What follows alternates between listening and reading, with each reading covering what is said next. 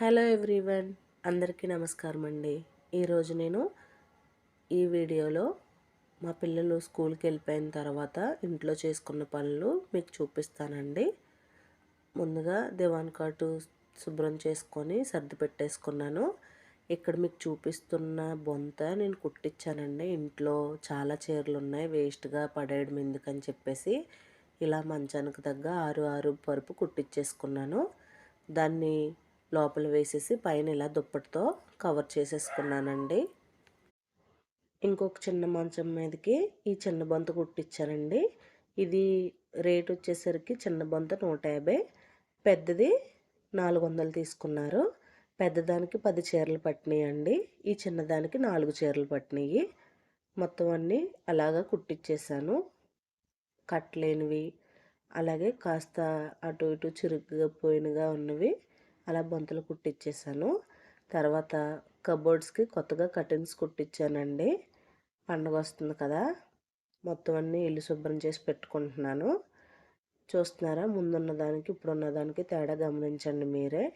Curtain వేసేసినాక ఈ విధంగా ఉంది. అలాగే వంటగదిలో ఉన్న కబోర్డ్కి కూడా కర్టెన్ వేసేసాను. ఈ విధంగా ఉందండి చూడడానికి. చూస్తున్నారు కదా, ఆ ఎదురుది వంటగది, అలాగే దానికి ఎదురుగా ఉన్న కబోర్డ్కి ఈ విధంగా ఈ క్లాత్ కుట్టించానండి. మొత్తం సామాన్లన్నీ తోమేసి సదిరేసుకున్నాను.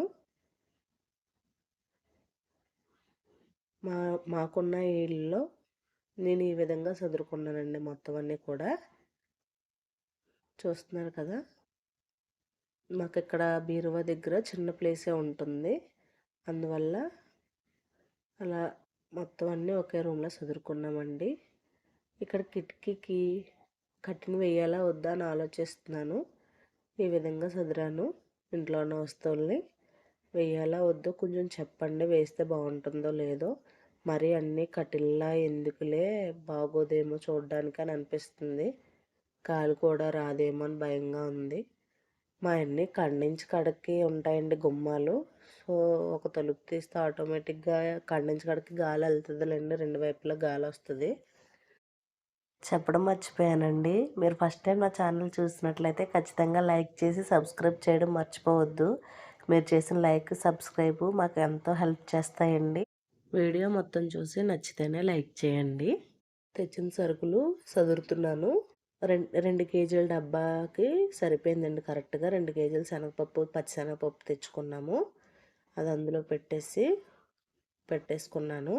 తర్వాత 2 కేజీలు వేరుశనగలు తెచ్చుకున్నామండి. ఇవన్నీ ఎండలో పోసి అప్పుడు పెట్టుకోవచ్చు కదా అని మీరు అనుకోవచ్చు. మాకు ఇక్కడ కోతులు ఎక్కువగా ఉంటాయండి. ఎండలో వేసిన విపరీతంగా వచ్చి మొత్తం పట్టుకుపోవడం, తినేయడం చేస్తాయి. కోతులు తిన్నవి మళ్ళీ మనం తినకూడదని అంటారు. అందుకని తొందరగా అయిపోయేలాగే చూసుకుంటాము. ఎప్పుడప్పుడే తెచ్చుకుంటాము. ఇక్కడ పిల్లల కోసం నేను ఫ్రూట్స్ తీసుకున్నాను. కివీ ఫ్రూట్స్ తీసుకున్నాను, అలాగే కాశీరేంకాయలు తీసుకున్నానండి. అవి నాకంటే చాలా ఇష్టం, పిల్లలు కూడా తింటారని చెప్పేసి తీసుకొని, బీట్రూట్ అలాగే కీర దోస కూడా తీసుకొని అందులో సదిరేసుకున్నానండి మొత్తం. తర్వాత వెల్లుల్లి మరీ తొక్కలన్నీ ఒలిచేయకుండా పైన పొరలాంటివంతా తీసేసానండి. చేతితో గట్టిగా అదిమి తీస్తే పొర వచ్చేస్తుంది. ఇక్కడ ఏంటి రేకులు ఒలిస్తే ఇలా అంటున్నారని అనుకోవద్దు. గట్టిగా పొరలాగేటప్పుడు పైన చిన్న చిన్న రేకులు ఊడిపోతాయి కదా, అవి పక్కన పెట్టేసుకొని ఆ పైన ఉన్న పొర అంతా పొట్టు మొత్తం తీసేసాను. చూస్తున్నారు కదా, నేను ఎల్లుల్లి వల్లకపోయినా ఎంత తుక్కొచ్చిందో. మనకి చేసుకునేటప్పుడు ఈజీగా ఉంటుందండి వంట చేసేటప్పుడు. అలానే మొత్తం పొట్టు తీసేసి పెడితే గాలి పోసేసుకొని దానిలో ఉన్న తేమ ఆరిపోతుంది. రేకలు ఎక్కువ కాలం ఉండవు, తేమ ఆరిపోయి మంచిగా అనిపించవు. ఎప్పుడు కావాలంటే అప్పుడు తీసుకొని చితగొట్టుకోవడమే బెటర్ అండి. తర్వాత అన్నీ ఈ విధంగా సర్ది పెట్టేసుకున్నాను. అక్కడ ఆ ప్లేస్లో పెట్టేసుకొని అన్నీ అందుబాటులో పెట్టేసుకున్నాను. ఇక్కడ స్టీల్ డబ్బాలో శనగపిండి వేసుకున్నానండి. అది మూత గట్టిగా పెట్టేసి పైన పెట్టేసుకున్నాను. అలాగే ఈ స్టీల్ డబ్బా మొత్తం పెయింట్ పోయింది. అయినా సరే స్టీల్ది కదండి, పాడేయాలనిపించలేదు. దానిలో చూడండి పానీపూరికి చాట్‌లో వేస్తారు కదా! పైన చిప్సు. ఆ చిప్స్ వేశాను. పిల్లలు తింటారు కదా! వేపి పెడితే అని చెప్పేసి. అలాగే చిన్ని డబ్బాలో పుట్నాల పప్పు వేసి పెట్టేసుకున్నాను. అలాగే మాకు కూడా ఉన్న ఈ చిన్ని ప్లేస్‌లో ఈ ట్రే పెట్టేసానండి.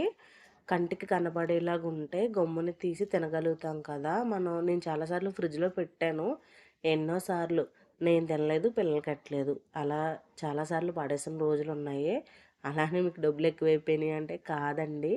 కొంటాను. కొన్న 2 రోజులు, 1, 2 రోజులు పెట్టాలన్న ఆలోచనతో పెడతాను. తర్వాత రోజు అవే ఏం పెడతాంలే అని ఇంకా వేరేదేదైనా పెట్టి మర్చిపోతాను. అలాగే జరుగుతుంది. అందుకే కంటెదురుగా ఉంటే అటు నడుత్తే, ఇటు నడుత్తే తింటారు గదా! అందుకని అలా పెట్టేశాను. నెక్స్టు ఇవి మా ఊర్లో తీర్థం జరిగినప్పుడు తీసుకున్నామండి. ఆ చిన్న చిన్న జాడీలు ఒక్కొక్కటి రూ. 40.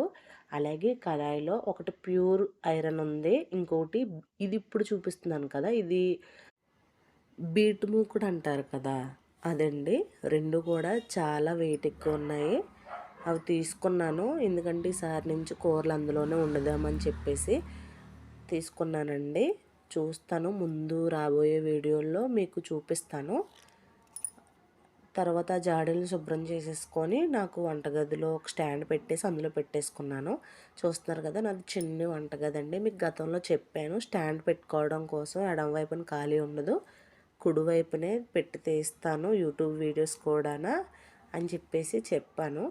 ఈ చిన్న వంటగదిలో నేను అన్నీ ఈ విధంగా సదురుకున్నాను. ఇక్కడ బియ్యం మూట తెచ్చిన ప్రతిసారి అక్కడే పెట్టుకుంటామండి. ఫ్రిడ్జ్ ఈ ప్లేస్‌లో ఉంటది. అలాగే మంచినీళ్ళు తాగే బింది ఇక్కడ ఉంటది సైడ్‌న. అంతే అండి. చాలా చిన్నగా ఉంటది. కానీ చాలండి. మరీ ఎక్కువున్నా ఎక్కువ పని చేసుకోలేము. ఇప్పుడున్న రోజులు బట్టి ఎవరికీ శక్తి ఉండట్లేదు. నాకైతే ఇదైతే సరిపోతుంది. తర్వాత వంటకు సంబంధించిన సామాన్లు ఇక్కడ కనిపిస్తున్న కబోర్డ్‌లో సదిరేసుకున్నానండి. మరీ ముఖ్యమైనవి ఆ ప్లేస్‌లో ఉంటాయి. పెద్దగా అవసరం లేనివి కబోర్డ్‌లో పెట్టుకుంటాను. వెనకాల సందుందండి. ఆ సందులో తోమిన గిన్నెలు అన్నీ పెట్టేసుకొని ఉంచుకుంటాను. అది తర్వాత వీడియోలో చూపిస్తాను. మరీ ఎక్కువగా అయితే లెంత్ అయిపోద్ది కదా! వీడియో గనుక నచ్చినట్లయితే ఖచ్చితంగా లైక్ చేసి సబ్స్క్రైబ్ చేయడం మర్చిపోవద్దు. Thank you.